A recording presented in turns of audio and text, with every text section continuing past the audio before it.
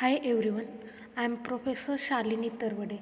Let's start with internal combustion unit. Let's start with first unit, that is introduction to IC engines and cycle analysis. Let's start with basis of internal combustion engine. Now we will see main components of reciprocating IC engine.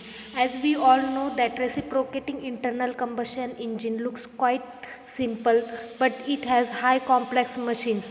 There are many components which has to perform their functions effectively to produce output power.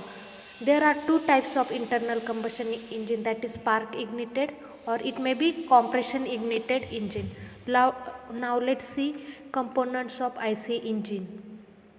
A cross section area of single cylinder spark ignition engine with overhead walls is shown below. This figure shows cross section of spark engine, ignited engine. Major components we will see. First one, cylinder. Here this is cylinder. The brush shows cylinder. Okay. It is main part of engine inside which pistons reciprocate to and fro. It should have high strength to withstand high pressure about 50 bars and temperature about 2000 degrees Celsius. As ignition takes place at high temperature and high pressure, the material of cylinder should withstand with temperature and pressure. So while designing cylinder, material selection plays an important role. The ordinary engine is made up of cast iron and heavy duty engines are made up of steel alloys. This is single cylinder, hence we call this cylinder. But when multi-cylinder engine is used, the cylinder are case in one box and known as cylinder block. Okay. Now next we will see cylinder head. Cylinder head, here this section shows cylinder head. Okay. The top end of cylinder is covered by cylinder head, over which here inlet wall and outlet wall or exhaust wall is mounted. In between spark plug or igniters, injectors are mounted. A copper or asbestos gasket is provided between the engine cylinder and engine cylinder head to make an airtight joint. We must always keep in mind that materials used for each part of engine are different, and these questions are generally used in exam. Now we will see on this cylinder head, here a spark plug is mounted, again inlet exhaust wall is mounted. Okay. Next one is piston. What is piston? Here this figure shows is piston. Piston is a cylindrical component fitted into cylinder, forms the moving boundary of combustion system. If it fixes perfectly into cylinder, providing a gas tight space with piston rings and lubricant, it forms the first link in transmitting gas forces to output shaft. It transmits the force by burning the charges in combustion chamber. Okay.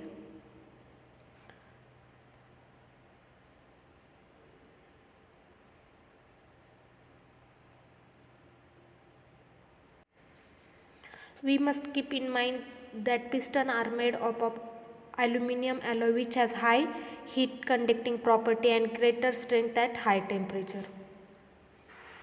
Now next part, piston rings. Here 3 rings are mounted on piston. Piston consists of 3 rings. These are housed in circumferential grooves provided on outer surface of piston and made up of steel alloys with retained plastic properties even at high temperature. Two types of piston rings are there. One of them is ring compression and oil rings. Compression ring is upper ring which provides airtight seal to prevent leak of burn gases into lower portion, and oil ring is lower ring which provides efficient seal to prevent leak of oil into engine cylinder. In figure we can see that this upper ring is compression ring and below ring is oil ring, which prevents leakage of oil. Now next one we will see is connecting rod. It converts reciprocating motion of piston into circular motion of crankshaft in working stroke. The smaller end of connecting shaft is connected to piston by good pin, and bigger end of connecting rod is connected with crank pin. The special steel alloys or aluminum alloys are used for manufacturing connecting rod. Here we can see that this is connecting rod. Its bigger end is connected to crank and smaller end is connected to piston with this good pin. Okay, here we have to keep materials in mind. Next one, crankshaft. It converts the reciprocating motion of piston into rotary motion with the help of connecting rod. Special steel alloys are used for manufacturing of crankshaft. Crankshaft is manufactured by using special alloys. It consists of eccentric portion called as crank. Here this is crankshaft. It converts to and fro motion of piston into rotary motion. Okay, here it is shown that clockwise rotary motion is shown. Okay, next one, crankcase. It houses cylinder and crankshaft of IC engine and also serves as slump for lubricating oil. Here this lower base is crankcase, where this cylinder is mounted. Okay, next one, flywheel. It is bleed wheel mounted on crankshaft whose function is to maintain its speed constant. It is done by storing excess energy during the power stroke and which is returned during other stroke. Now we will see few terms which are generally used in IC engine. One among them is cylinder bore. The nominal inner diameter of cylinder is called as cylinder bore. Piston area. The area of circle of diameter equal to cylindrical bore. The area of circle of diameter which is equal to cylindric bore. We can say that area of circle of diameter and cylinder bore is piston area. It is generally shown by alphabet A and is usually expressed in square centimeter. Okay, next one is stroke. The nominal distance between which a working piston moves between two successive reversal of its direction of motion. It is equal to twice the radius of crank. It is designated by letter L and is usually used in millimeters. Unit is millimeters. Next one, dead center.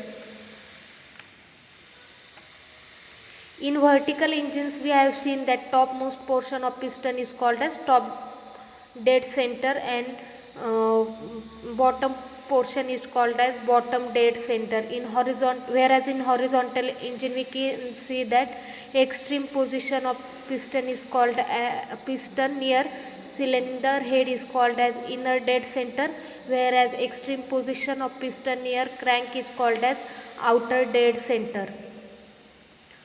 Dead center, the position of working pistons and moving parts which are mechanically connected to it at the moment when the direction of piston motion is reversed. Okay, now we will see displacement volume or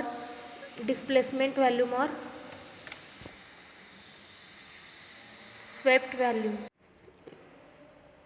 The nominal volume generated by working piston when traveling from one dead end to next.